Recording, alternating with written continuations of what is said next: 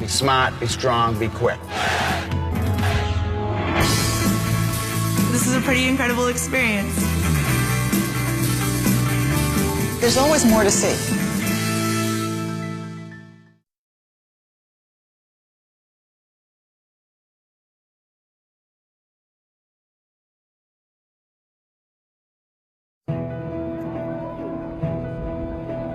Several thousand Negro demonstrators are participating in this largest civil rights demonstration ever in Memphis, Tennessee. Today, as the march moves up toward City Hall, Dr. Martin Luther King will speak to the striking workers and their sympathizers, now estimated somewhere between 5,000 and 8,000.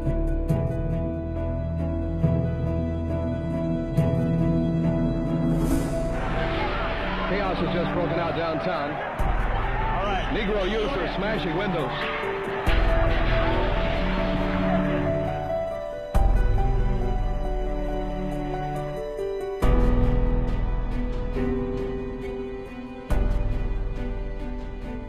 What is the condition of the city? The city is under attack.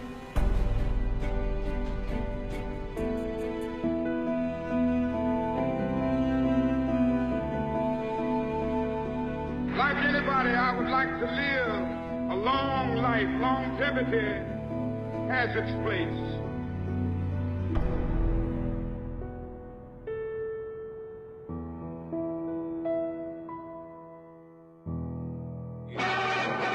This is WMBS Headline News at 8:25. Dick Wheaton reporting, Washington.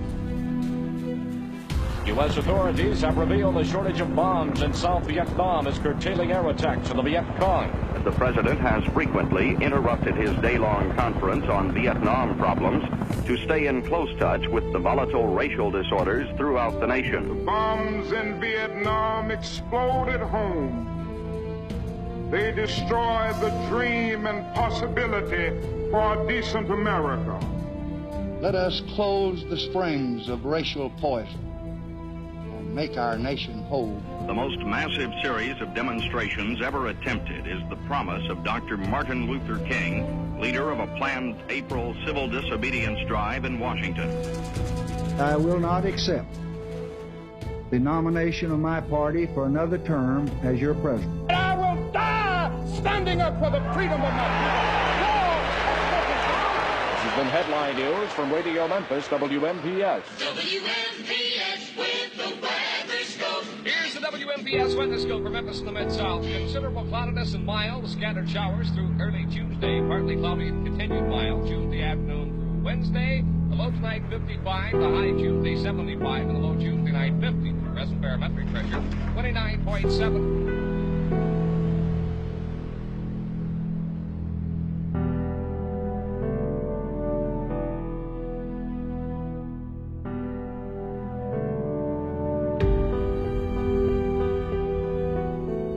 This is Ray Sherman, United Press International in Memphis. 1,000 striking sanitation workers demanded Mayor Henry Loeb hear their grievances.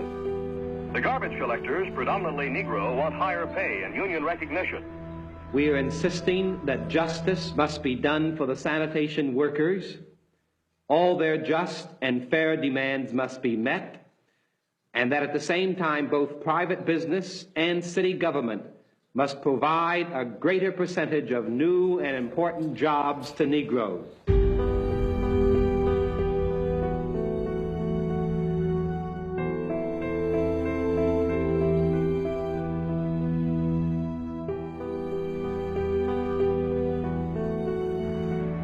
This work stoppage directly affects the public health. Let no one make a mistake about it. The garbage is going to be picked up in Memphis. I recognize Local 1733 as the bargaining representative for employees designating exclusive or otherwise. Well, he doesn't want to recognize a union. The Memphis chapter of the NAACP says the civil rights group will begin protest actions Monday unless the city meets demands of striking garbage collectors. Police used riot control gas and nightsticks this afternoon to break up a disturbance among a group of striking garbage men. Part of a group of about 1,000 marchers began rocking a police car, and police waded in. If I were the mayor of this city, I would be ashamed. Anybody who runs around picking on peaceful people is building for trouble.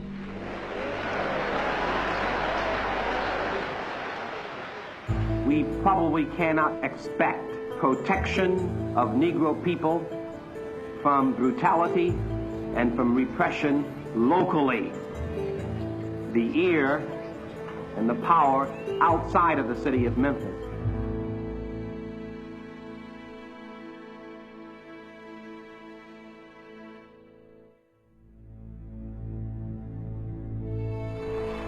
Dr. Martin Luther King has urged the Memphis Negro community to engage in a general work stoppage and school boycott in support of the city's striking sanitation workers. So I come to commend you, and I come also to say to you that in this struggle you have the absolute support, and that means financial support also of the Southern Christian Leadership Conference. All over America, the vast majority of Negroes in our country are still perishing on a lonely island of poverty in the midst of a vast ocean of material prosperity. And it is criminal to have people working a full-time job getting part-time income. If the men do not return to work immediately, we will have no choice but to employ others to protect the public health.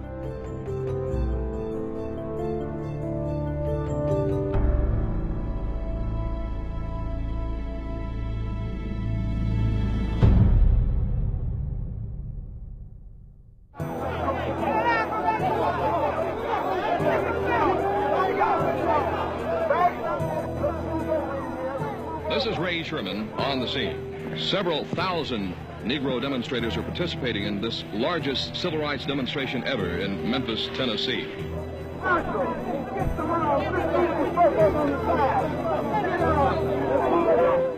This massive downtown march on Memphis is now underway. Several thousand Negroes are marching toward City Hall at this time. Many of the demonstrators are carrying the sign, "I am a man." They stretch out for several blocks. Later today, as the march moves up toward City Hall, Dr. Martin Luther King will speak to the striking workers and their sympathizers, now estimated somewhere between 5,000 and 8,000. Police are on hand with about 600 officers. Almost the entire force is standing by here in case any trouble might break out.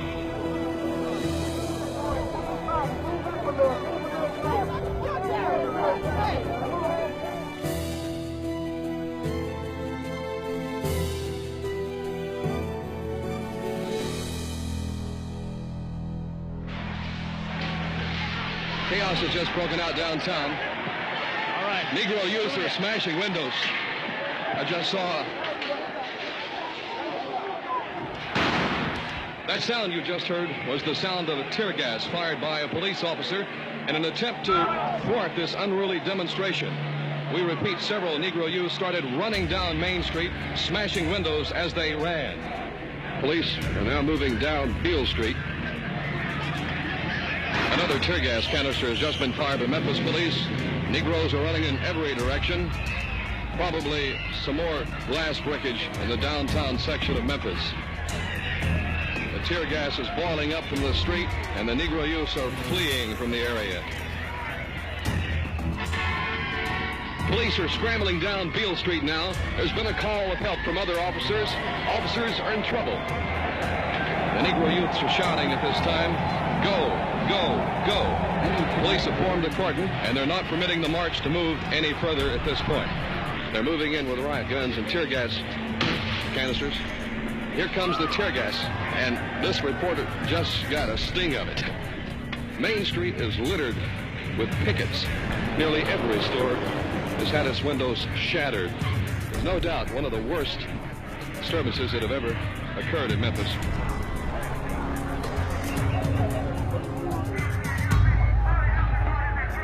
This is Ray Sherman on the scene again. There went another tear gas canister. Some youths still hurling objects at officers. Police now have cordoned off the area around Claiborne Temple, where this massive demonstration that went wild and crazy began earlier today. Many of the Negro demonstrators have taken refuge inside the church from the tear gas that still fills the air. And inside, the leaders are appealing to the Negro youths and militants to stop and desist from this disorder and violence that has occurred in Memphis. You obviously had a group of boys who were ready to do that, and they did it. They didn't come to the march. They didn't consult us. They're outside of our control. Absolutely, always have been. And this time they got their chance to break loose, and they took it. What happened with Dr. King? Well, we surrounded him with some ministers and moved him out of the area. Mm-hmm. At an undisclosed location? Yeah. Do you think this event today will have any effect on the city government taking any different type of action than they have on the strike? Oh, you can't allow this sort of terror and disruption to go on in a city like ours. You can be sure it'll have an effect. When the march, which was to be permitted, had it remained orderly, degenerated into a riot, abandoned by its leaders, the police, with my full sanction, took the necessary action to protect the lives and property of the citizens of Memphis. There is hereby ordered and invoked a curfew which requires all citizens to be off the streets of the city of Memphis by 7 p.m. tonight and remain off the streets until 5 a.m. Persons on the streets during these hours who do not have legitimate business or emergency reasons will be subject to arrest. What needs to be done will be done.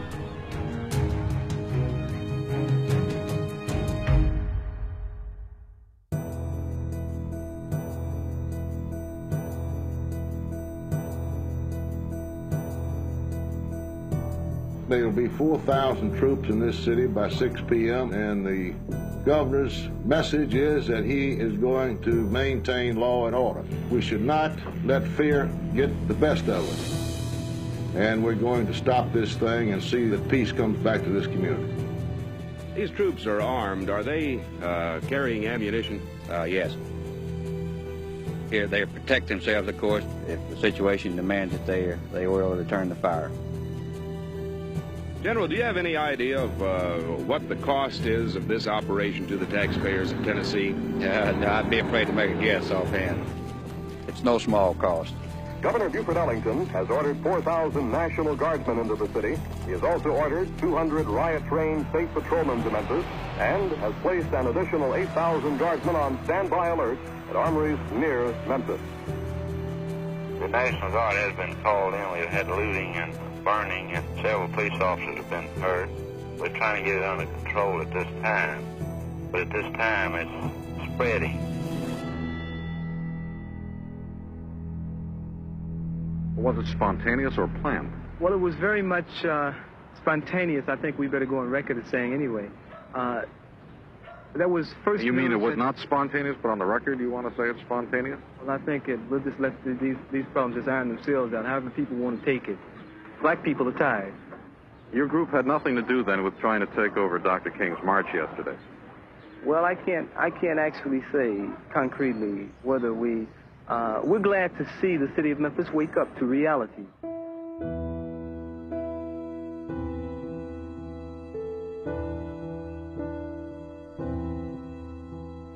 I must honestly say that demonstration here yesterday was something that I had no part in planning. I was invited here by the leadership to take part, and we came cold.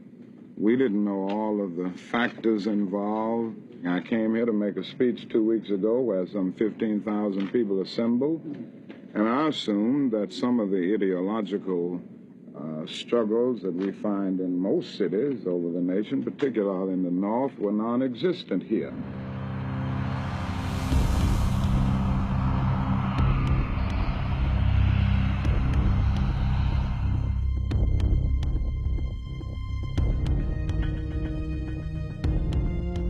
Riots are here.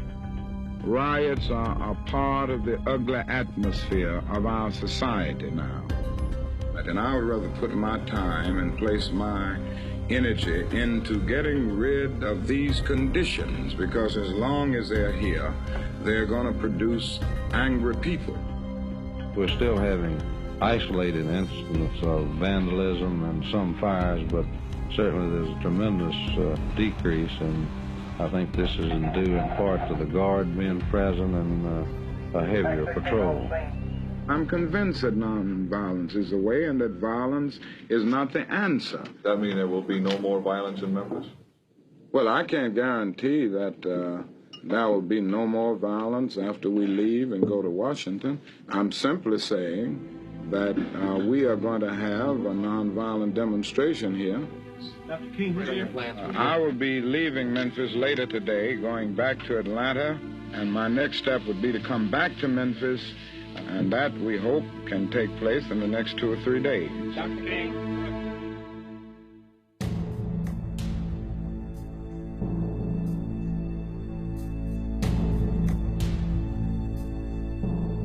We've got to give ourselves to this struggle until the end. Nothing would be more tragic than to stop at this point in Memphis. I want to thank God once more for allowing me to be here with you. I left Atlanta this morning and then I got into Memphis. And some began to say the threats, talk about the threats that were out. What would happen to me from some of our sick white brother? Well, I don't know what will happen now. We've got some difficult days ahead. But it really doesn't matter with me now, because I've been to the mountaintop. I don't mind. Like anybody, I would like to live a long life. Longevity has its place. But I'm not concerned about that now. I just want to do God's will. And He's allowed me to go up to the mountain. And I've looked over and I've seen the promised land. I may not get there with you, but I want you to know tonight that we as a people will get to the promised land.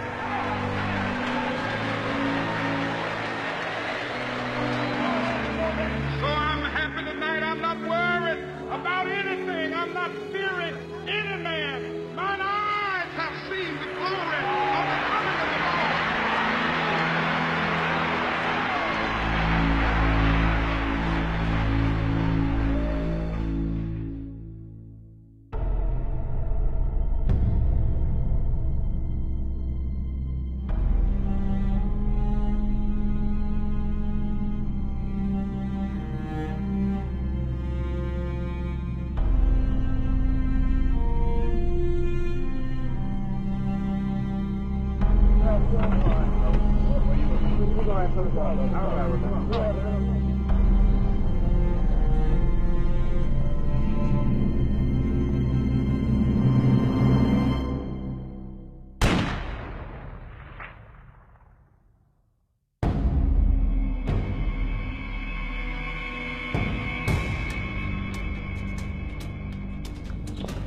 We have information that King has been shot at the Lorraine. Back to he has been shot. OK, taxi advising King has been shot, 604. Take 11, you want us to pull down? Check TAC 11 to pull down. Okay, TAC 11. In the area? A signal Q, a signal Q. King has been shot. All TAC units on the call, you are to form a ring around the Lorraine Hotel. You're to form a ring around the Lorraine Hotel. No one is to enter or leave. Back here we have information that the shot came from a brick building directly east across, west from the Lorraine. Okay, TAC 10 has information. The shot was fired from a brick building directly across from the Lorraine on the east side, directly across from the Lorraine on the east side from a brick building, 606. All units, that's all units, 150 advising all TAC units to seal this area off completely. There's a weapon in front of 424, and the subject ran south on Main Street. Down on Main Street, the subject responsible for the shooting is running south on Main Street. The subject went south from that location, 607. Not to touch the weapon is not to be touched, 607. Repeating information, the subject ran south on Main from 424. A young white male, well-dressed, ran south from 424 South Main, 608. Of information, the subject may be in a late model white Mustang, north on Main Street, 610.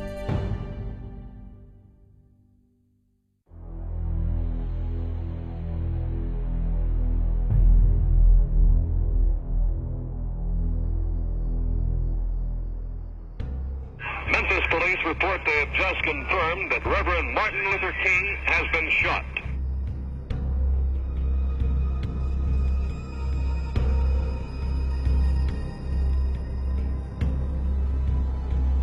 Dr. Martin Luther King, according to what one of his aides told this reporter, was standing on a balcony in the motel room, getting ready to go to dinner. He was going to my house for dinner, as a matter of fact. And so I said, "Doctor, you ready to go?" He said, yes, just to say, let's get ready to go right now. You did hear a shot? We heard what sounded just like a firecracker, a loud, real loud shot. I said, "Dr. King." That was it. And the bullet exploded in his face. And he had fallen backwards. I heard somebody holler, "Oh, Lord." The bullet knocked him up off of his feet in that direction against that ledge over there. Did Dr. King say anything? He didn't say anything.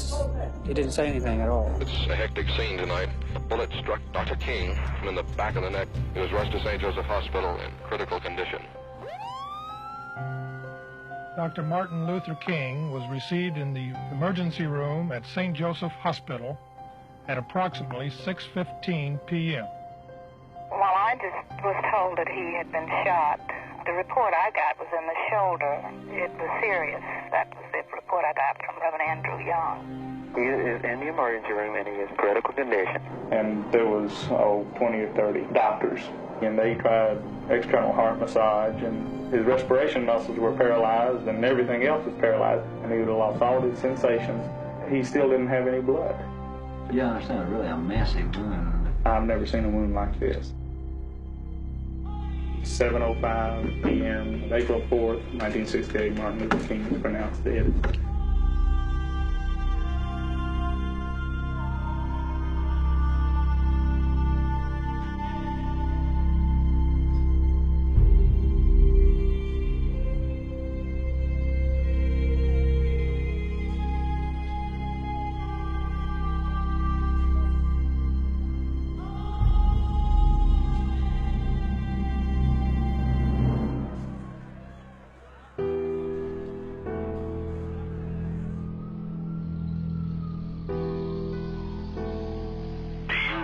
Attribute this to the violence that occurred last week, or do you think that this is a continuation of it? I just have no idea why anybody would want to shoot Dr. King.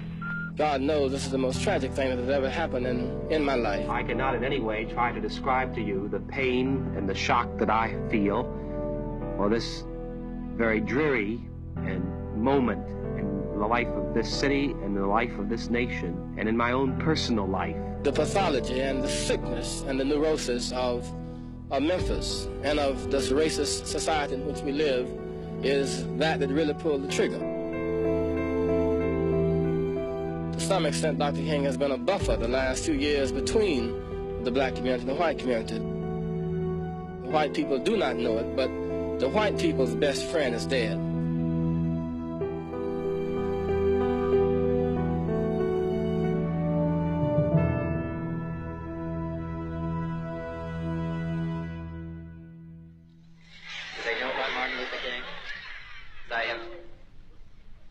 some very sad news for all of you. Could you lower those signs, please? I have some very sad news for all of you, and I think sad news for all of our fellow citizens and people who love peace all over the world. And that is that Martin Luther King was shot and was killed tonight in Memphis. What we need in the United States is not division. What we need in the United States is not hatred. What we need in the United States is not violence and lawlessness, but is love and wisdom and compassion toward one another, and a feeling of justice toward those who still suffer within our country. My name is Ben Hooks. I knew Dr. King personally and intimately. I loved him as I would have loved a brother. And so I call on all of our friends here in Memphis to stay in your homes tonight, and rather than break windows or shoot or hate, go on your knees and pray to God that we might live for the things for which Martin Luther King Jr. died.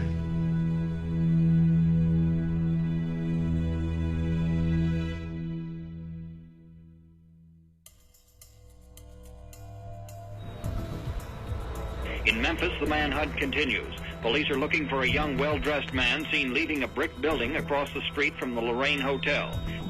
160.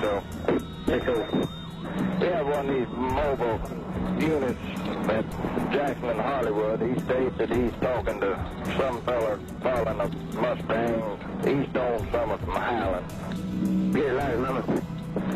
No license number.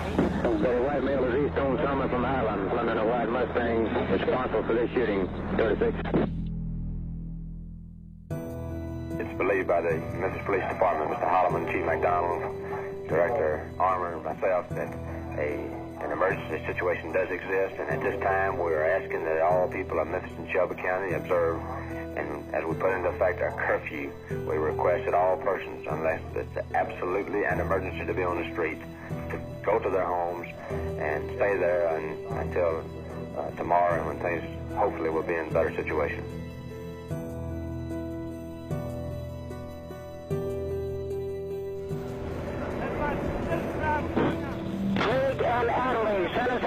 Well, Chief, what is the condition of the city? The city is under attack. Now the grocery store at 4th and Georgia, the East Georgia Street grocery has been looted. The liquor store at Linden and Hernando has been looted. The door has been knocked down and whiskey taken. Well, we have a male color been shot. This is John True, United Press International, Memphis. Police and fire department companies are scrambling in answer to reports of sporadic outbreaks of looting, fires, and occasional sniper fire. 2 policemen have been shot. National Guard troops and highway patrolmen are being called in. A curfew is in effect in the city tonight, and only emergency traffic is being allowed.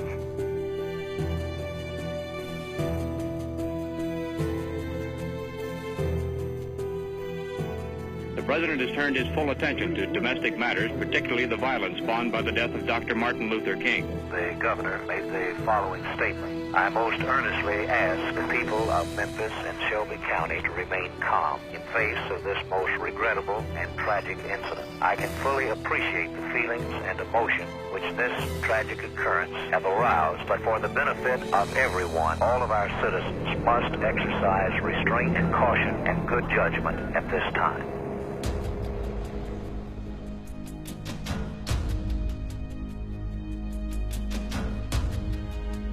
We heard at the airport that Dr. King had died. I had the difficult task of telling Mrs. King of his death, and with Mrs. Allen, I accompanied Mrs. King back to her home. President Johnson has canceled his trip to Honolulu for a Vietnam Strategy Conference with Commanding General William Westmoreland and others. Here in Washington, the D.C. National Guard troops have been called for active duty for the weekend as fires and other outbreaks of disorder continue to plague the nation's capital. Demonstrations are in progress across the street right now from the White House. Ready, sir? Yes, Mr. Mayor. Mr. President, I want to thank you for your very fine statement that you made so promptly. Thank you, Mayor. I called Ms. King. I was with Ms. King because Martin was a close personal friend. I had great respect and admiration. I hope you'll let me know any suggestions you have. We have a little problem in Durham, and we have one here in Washington. They're moving around. We don't know the extent of it, don't know how serious it's going to be, but they have 2,000 or 3,000 people gathered.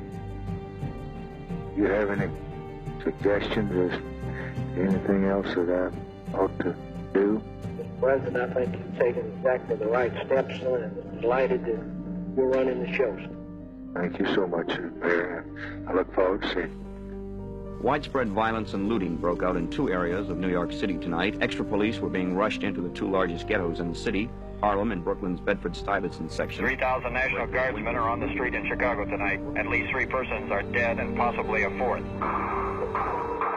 Students enraged by the sniper slaying of Martin Luther King went on a shooting and burning rampage here in Tallahassee early this morning. Demonstrators in the Times Square section stood on street corners chanting, "Who died for freedom? Dr. Martin Luther King." The racial violence has struck the Windy City. Fires are blazing out of control on the west side, and over it all, the stench of fear. Pope Paul is profoundly saddened by the assassination of Dr. Martin Luther King. The Pope went to his private chapel to pray for the Negro leader as soon as he learned of his death. Well, the only thing I can say is I wish we would quit shooting our best people. We killed a president, and now we killed a saint. It does not bode well for 1968. Every well-thinking American citizen ought to be concerned about who killed Martin Luther King. But I am not as concerned about who killed Martin Luther King as I am concerned about what killed Martin Luther King.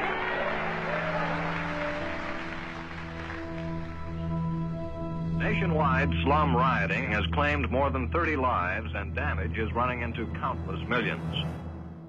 Memphis Mayor Henry Loeb has declared Friday, Saturday, and Sunday to be days of community mourning in Memphis.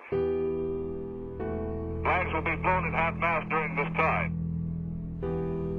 Police are still seeking the young white man who assassinated Dr. Martin Luther King Jr. Thursday night at the Lorraine Hotel in Memphis.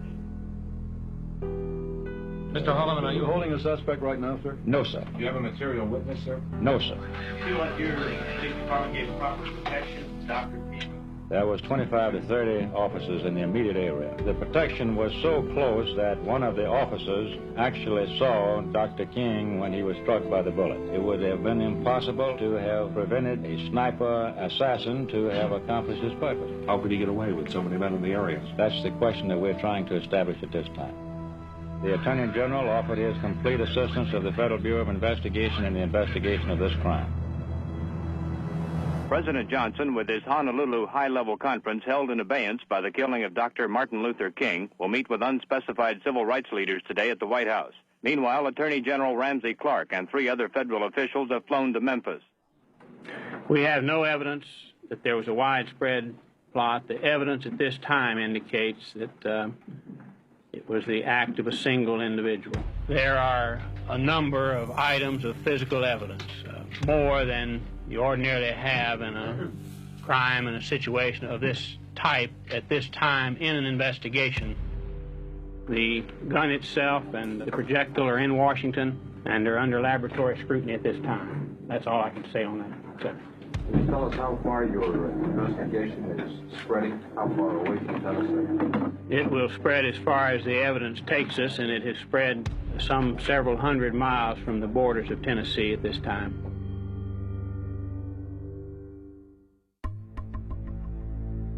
Police in Memphis remain mum on their investigation of the assassination of Dr. Martin Luther King. Here's what police know but say little about. They're seeking a 30-year-old white man who spoke with a southern drawl and called himself John Willard. There are indications authorities already know his real name. In a related development, a 20-year-old Memphis Negro youth died early today and became the city's first victim of the Thursday night rioting in Memphis, touched off by the assassination of Dr. King.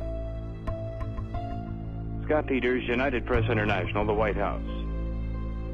President Johnson was briefed this morning at 4 a.m. and again at 6:30 on the situation surrounding the rioting and looting since Thursday night. Washington looks like a city at war, and it is. There are something like 4,000 troops in the city, and tanks rumble through the streets. A machine gun post was set up on Capitol Hill. Black smoke can be seen billowing into the air in many parts of northwest Washington, some of the trouble just 3 blocks from the White House. President Johnson has issued a proclamation declaring this Sunday as a national day of mourning throughout America.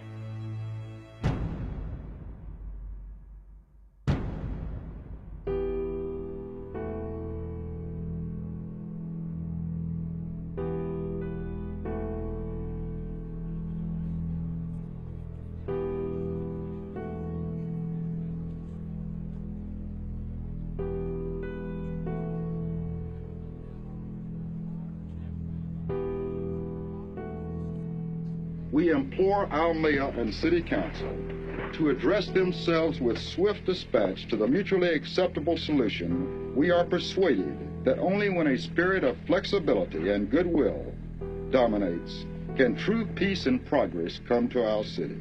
So, Honorable Mayor, I feel deeply that the apostle, the greatest apostle of peace in this decade, this age, has died.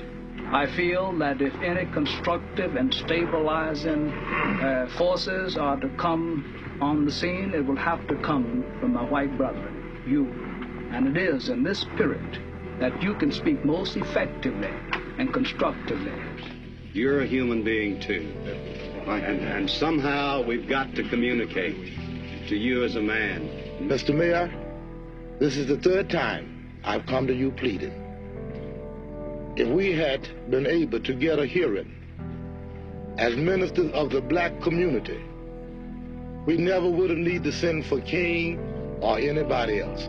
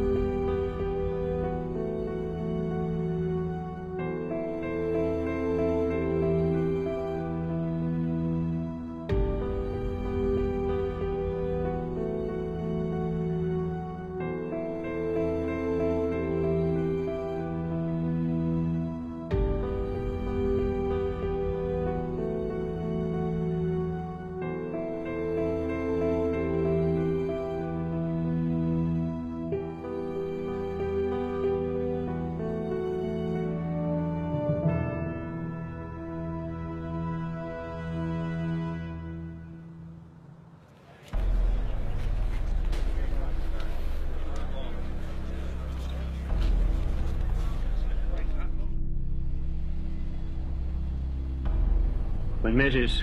King arrived, we met with her briefly on the airplane. We expressed for the President, for our government, for ourselves and the nation, our profound sorrow. They're now slowly rolling the gold casket containing the body of Dr. Martin Luther King into the chartered airplane sent to Memphis by Senator Robert Kennedy. Police here have had a difficult time controlling the crowds that are gathered around the plane. The funeral will be Tuesday. Dr. King's planned march in Memphis Monday will be carried out. Reverend Ralph Abernathy, who is destined to become the new leader of Dr. King's Southern Leadership Conference, has announced we will return Monday. The body of Dr. Martin Luther King has been returned to his home city of Atlanta.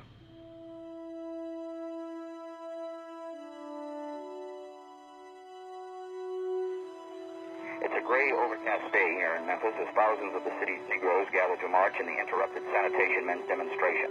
The march is running a bit later than planned due to the late arrival of Mrs. King, who was held up in Atlanta's airport because of fog. Seems like at 10 minutes of 11 that the march is just about ready to get underway. It's an extremely large crowd. Leading the procession, the widow of the late Dr. Martin Luther King and her 3 children, the Reverend Ralph Abernathy, Dr. King's successor, Harry Belafonte, United Auto Workers President Walter Reuther, and other union leaders. The number of marches, previously estimated between 8 to 15,000 by various sources, may be closer to 30 or 40,000. Local police have devised the tightest security measures ever imposed on the city. Off they step now, black and white, out here today because their leader had a dream they intend to make real. They walk in total silence, an almost unbelievable, eerie quiet.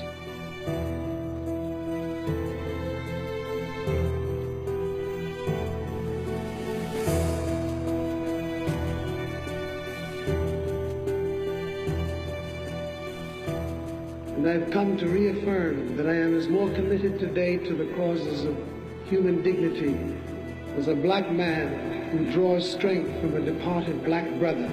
The whitest American cannot be free until he gives his hand to the blackest American to make him free. We loved him dearly. I have always been at his side when I felt that he needed me. And so today I felt that he would have wanted me to be here.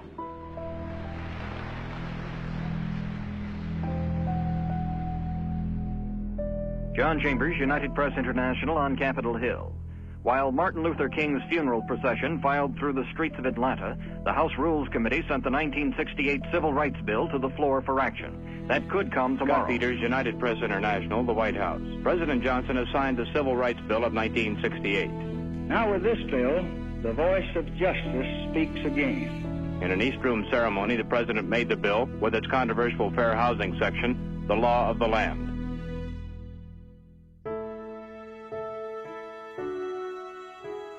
The city of Memphis recognizes the American Federation of State, County, and Municipal Employees as the designated representatives in the Division of Public Works. Go ahead, Brother Jones. Take the vote. All in favor of the recommendation, let it be known by saying aye.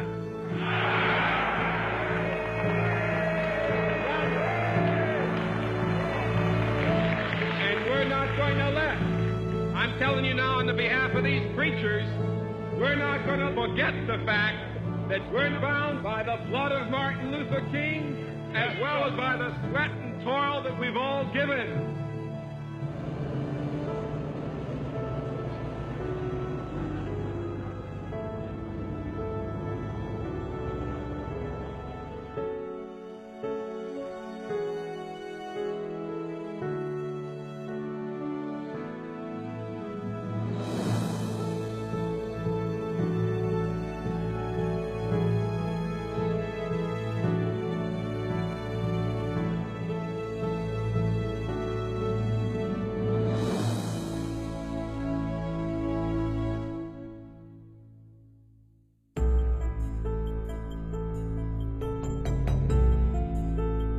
The Justice Department has announced that James Earl Ray, the accused assassin of Dr. Martin Luther King, has been arrested in London, England.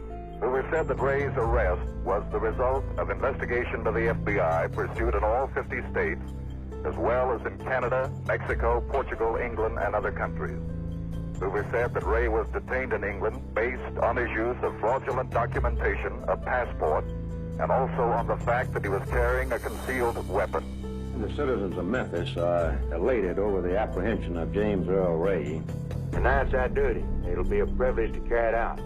I think it needs to be said clearly that so far as the black community is concerned in Memphis, many of us question the idea that only one man was involved. Knowing, as an example, how efficiently our police can block off would-be bank robbers from getting out of the city, we'd like to know how one man committing a crime with the police on the scene within 2 minutes could nonetheless get out of the city by himself. Do you feel that James Earl Ray could have planned this thing and executed it and done it completely by himself? I think so. My position is that we have no evidence of a conspiracy.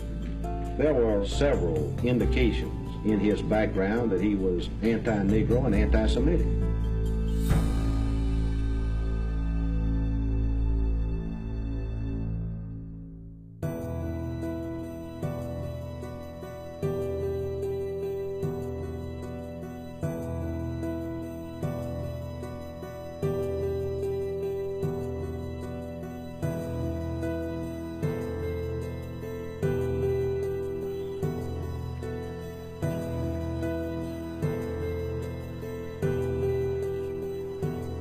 some this is a day of sorrow. To some this is an occasion for fear. To me this is a day of hope. And if the lives and deaths of Dr. King and Medgar Evers and those 4 little girls in the 16th Street Baptist Church in Birmingham had any meaning, it was that we should use our power not to create conditions of oppression that lead to violence, but conditions of hope that lead to peace. And let us pray as Dr. King prayed in the universal psalm of brotherhood that meant so much to him and to you and to all of us, and that should be the prayer of this holy day. If we can help somebody as we pass along, if we can cheer somebody in this life, if we can show somebody that he's traveling wrong, then our lives shall not be in vain.